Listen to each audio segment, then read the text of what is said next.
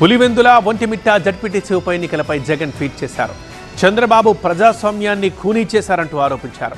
రాష్ట్రాన్ని రౌడీల రాజ్యం దిశగా నడిపిస్తున్నారని, తీవ్రవాదులుగా మారి ఎన్నికల్ని హైజాక్ చేశారని అన్నారు.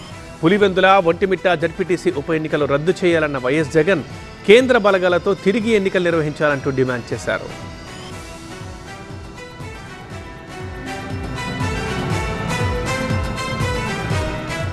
పులివెందుల ఒంటిమిట్ట జడ్పీటీసీ ఉప ఎన్నికలకు సంబంధించి మాజీ ముఖ్యమంత్రి వైఎస్ జగన్ చేసిన పోస్ట్ చూస్తున్నాం.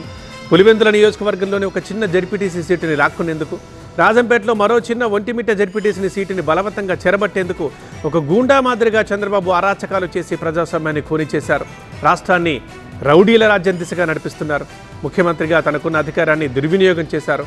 కాబట్టి పులివెందుల ఒంటిమిట్ట జడ్పీటీసీ ఉప ఎన్నికల్ని రద్దు చేయాలని, కేంద్ర బలగాల ఆధీనంలో తిరిగి ఎన్నిక నిర్వహించాలని రాష్ట్ర ఎన్నికల సంఘాన్ని డిమాండ్ చేస్తున్నామంటూ జగన్మోహన్ రెడ్డి చేసిన పోస్ట్ని మనం చూస్తున్నాం.